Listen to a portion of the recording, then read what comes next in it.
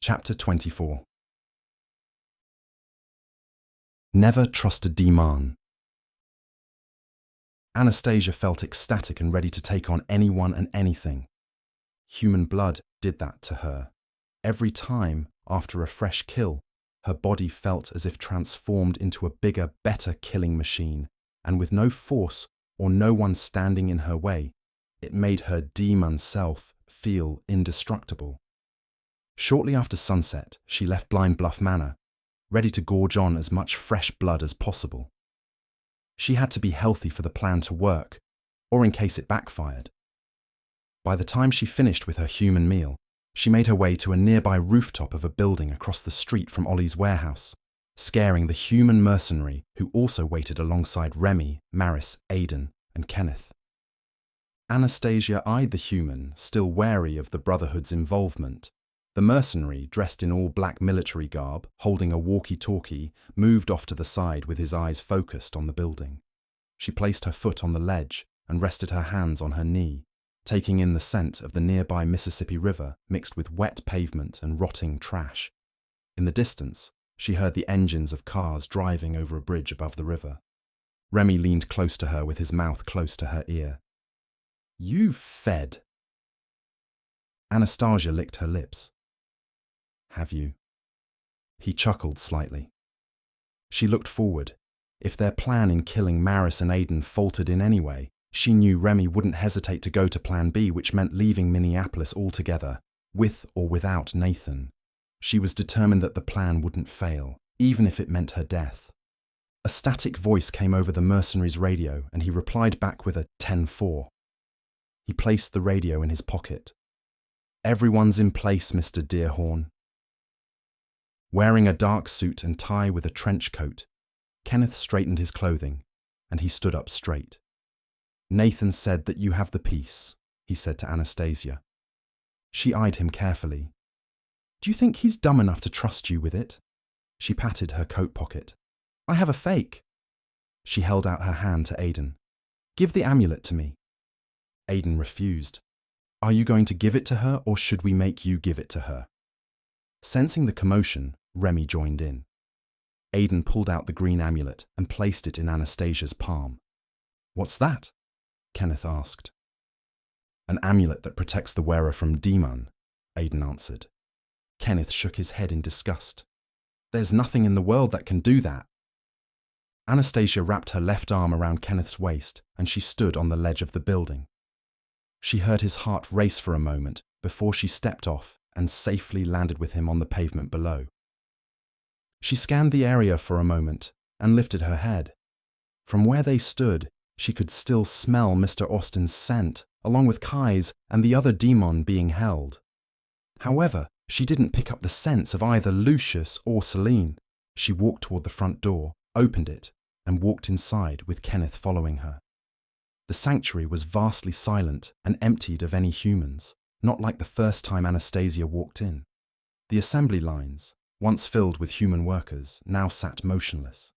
She headed for the elevator just as Kenneth grasped her arm. "If you do anything to double-cross me or the Brotherhood, there will be consequences," he whispered. "Your threats don't scare me." She wrestled her arm away from his grasp, and she placed her finger over her mouth. "Now shut up." With her Deamhan ears zeroing in, they stepped into the elevator. The metal doors closed, and it began its descent below. Kenneth gripped his long trench coat, and he cleared his throat. "They can smell your nervousness from a mile away," she whispered to him. "I'm not nervous," he whispered back. The elevator stopped, and the doors slowly opened. Still vast with a towering ceiling, the basement of the warehouse now smelled of a mixture of Deamhan. Anastasia stepped out of the elevator, and she waited, her eyes scanning the grated walkway and the 4 cages on her right and the 4 cages to her left. "They know we're here," she whispered to him. The last time she'd stepped foot in the basement, Lucius showed her the cages containing Deamhan. Now they were all empty except for one. She walked up to one cage, seeing a female sitting with her back toward them. The woman looked over her shoulder, and immediately Anastasia sensed her age. She placed her hand on the glass. "Kira," she whispered. That's Kyra? Kenneth questioned. Yes. They heard Lucius's voice.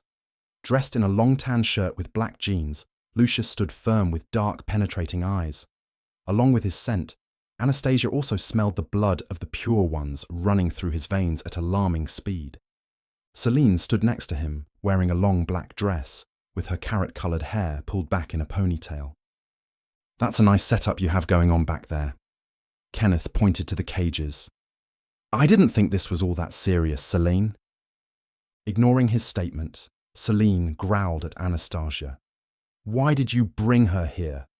She rushed at Anastasia, and in one movement, Celine pinned her to the floor.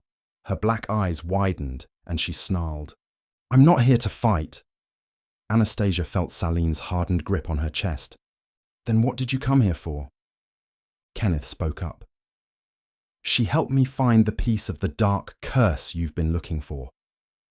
Anastasia jumped to her feet, pulled out the fake piece from her pocket, and handed it to Kenneth. I hope our deal still stands. Holding the piece, Kenneth extended his hand to Celine. Lucius eyed it and said in exhilaration, That's it. Now it's complete. Celine relaxed, but her eyes remained on Anastasia. At that moment, Anastasia felt her head beginning to throb and a sharp sensation overtake her thoughts. It brought her to her knees and her eyesight began to fail. The pain travelled down her spine to her feet, and suddenly she felt paralysed. Kenneth stepped back. We have a deal, Celine. Yes. Celine snatched the piece from him, and she examined it carefully. Anastasia, on the other hand, isn't part of it. Fine by me, Anastasia grunted, but I wouldn't be so quick to kill me now. Just then, Anastasia felt the pain subside, and her eyesight return to normal. Her legs wobbled as she struggled to stand back on her feet. Pulling a rule from Remy's handbook, she replied with a snicker. I have something else that might help you, and if you want it, you have to play nice. What do you have that we would want? She reached in her pocket. This. She pulled out the amulet and held it out in front of her. If you want it, take it. She watched as Celine's eyes twitched at the sight of the amulet in front of her.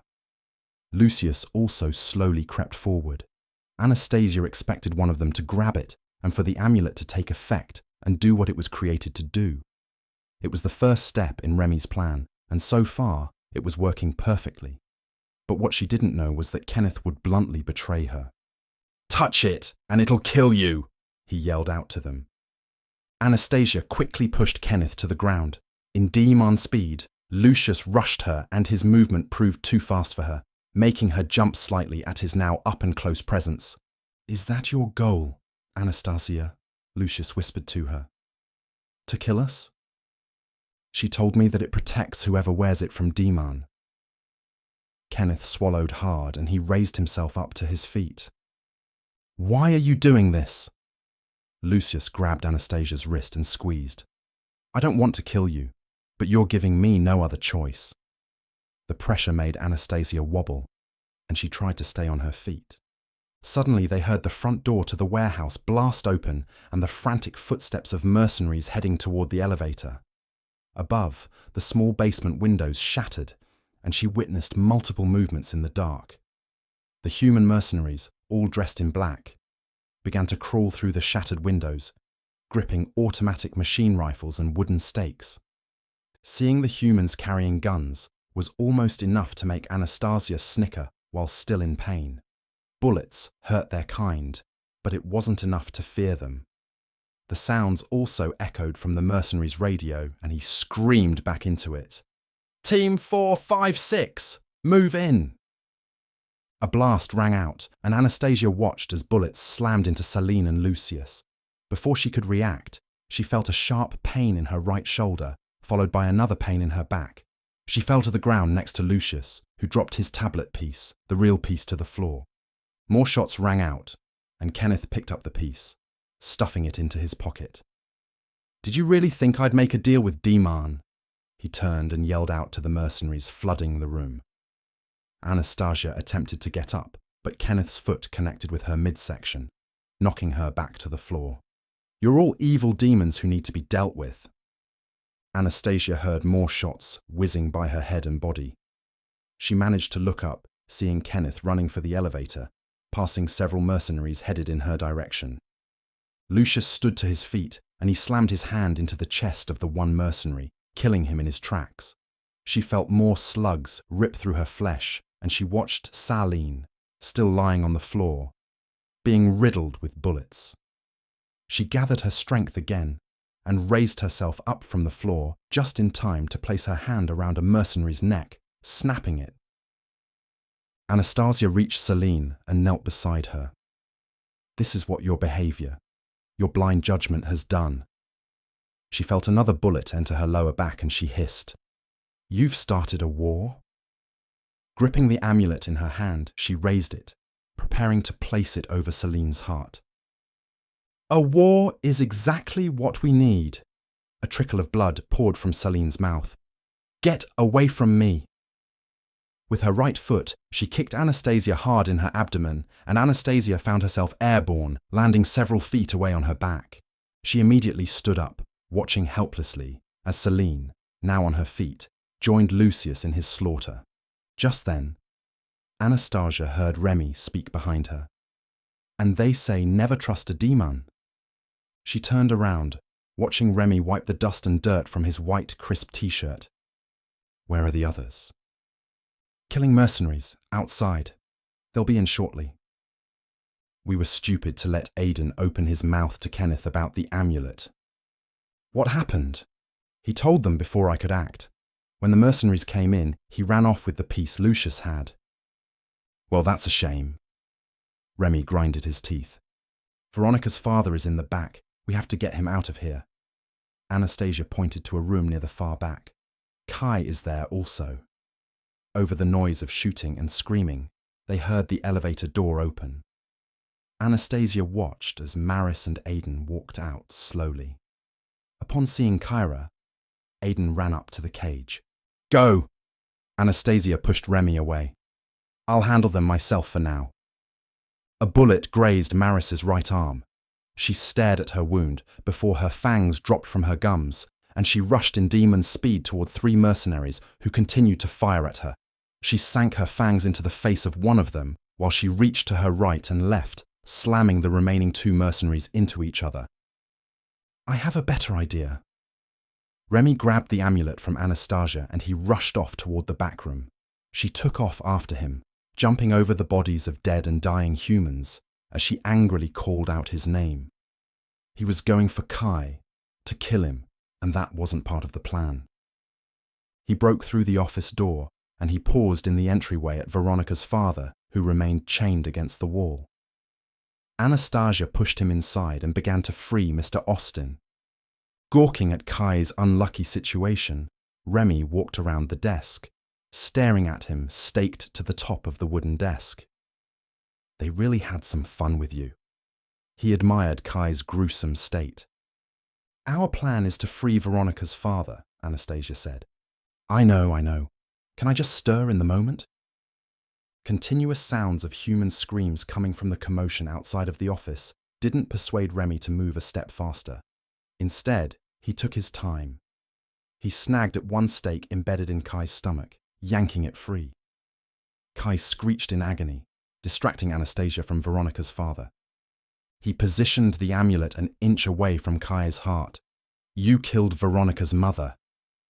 Kai spat, and a glob of spit mixed with blood landed on his cheek. In return, Remy smacked him across the face. Remy, if you're going to kill him, do it now. Anastasia turned her attention to Mr. Austin. She cocked her head, noticing that his right hand was missing, and the nub wrapped in a blood-soaked towel. She easily freed him from his chains. His weak body, caked with blood, fell forward and she caught him, placing him over her shoulder. Remy slowly wiped the spit from his cheek and he clutched onto Kai's neck. Patience is a virtue. Remy? All right, fine. He walked over to Mr. Austin. He proceeded to slap his forehead, getting the old man's attention. When Mr. Austin opened his heavy eyes, he placed his hand underneath his chin and turned his head in Kai's direction. He needs to see this. He walked back to Kai. This amulet is supposed to protect the wearer from Deamhan. I wonder if it acts just like a stake. He placed the amulet over Kai's chest, and he stepped back, watching Kai scream and gasp in pain.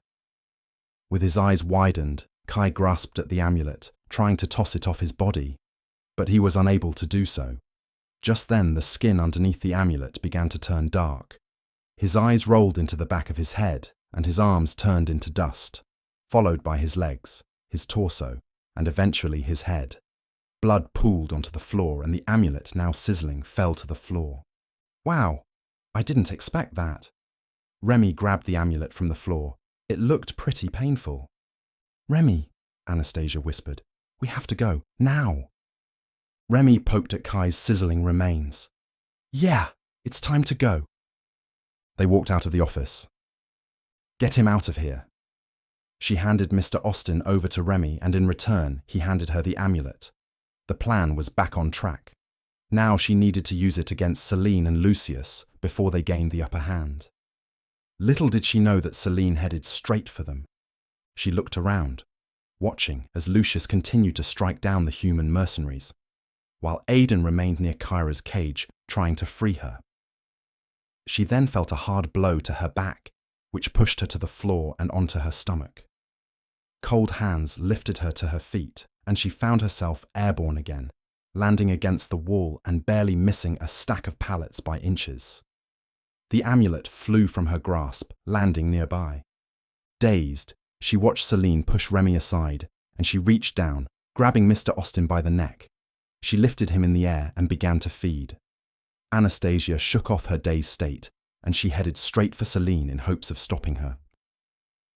Instead, Celine dropped the body, grabbed Anastasia in mid-stride and pinned her to the nearest wall.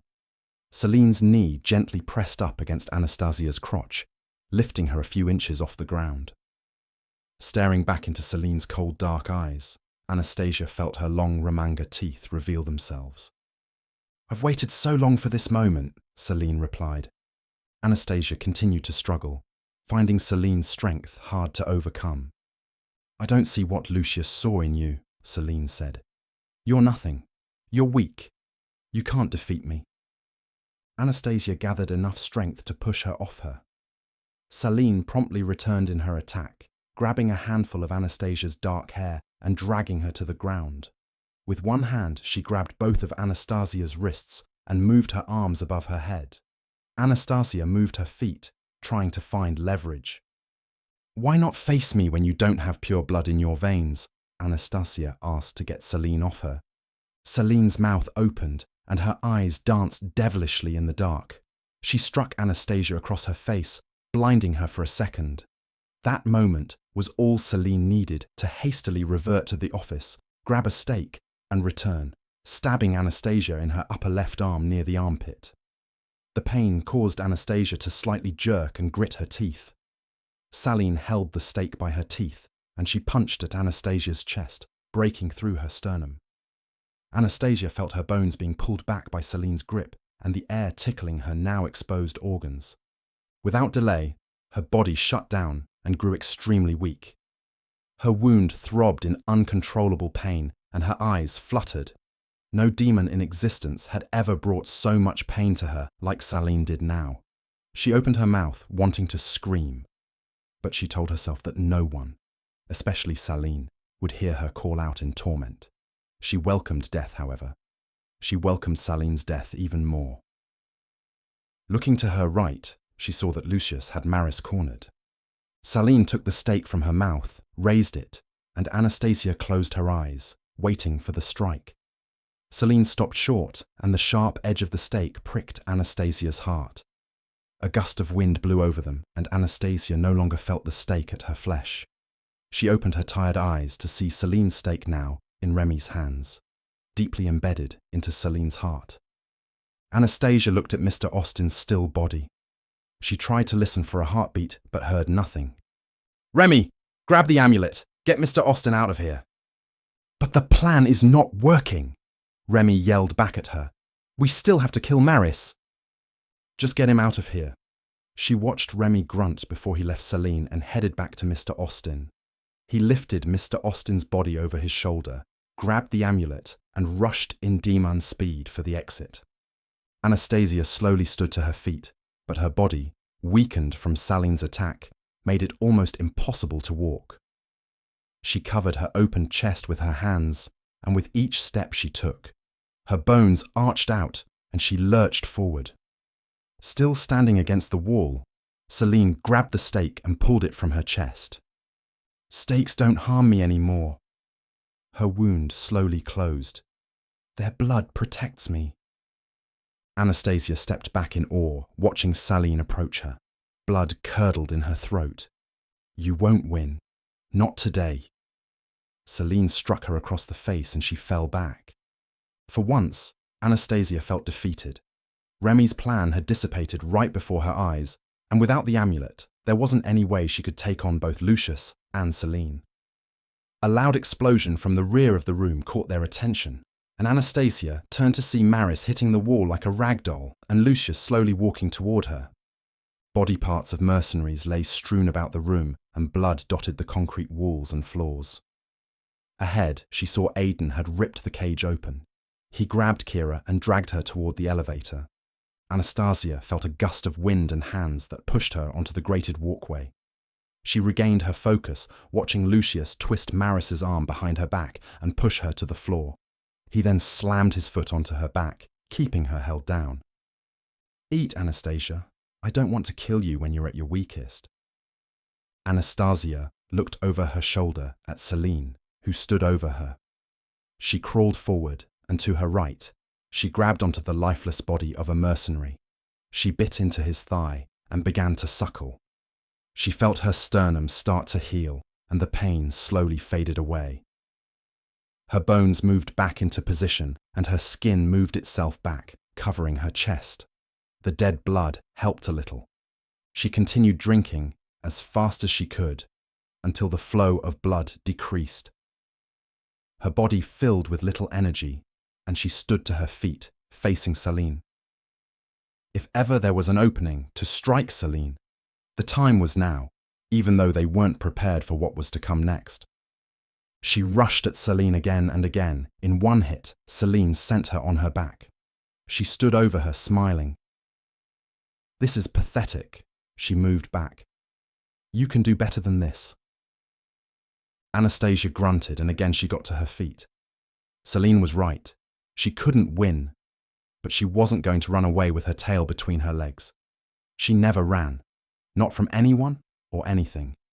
She was a Ramanga, and she would fight to the death. "You don't have the dark curse. You can't free them. It's over, Saline." "Who says we need it when we have her?" Saline looked over her shoulder at Maris. "She doesn't know anything," Anastasia replied, knowing that what she said wasn't the truth. "Oh, we have exactly what we need," Saline said with a smile. "Even with one piece missing, Kira's mind told us how to translate the entire tablet. Maris's blood will allow the gates of limbo to open, and you," she pointed to Anastasia, "you're going to be the Dark Mother's first meal." Anastasia charged at Saline, only to feel a sharp pain in her stomach, chest, and both legs, which crippled her in mid-stride. She fell and gazed at her body, now riddled with wood fragments. She turned her head to her right, watching what looked like pieces of wood hovering in mid-air. They began to pepper her, striking her in the face and her arms, yet none of them struck her heart. The pieces that remained in the air suddenly dropped to the ground.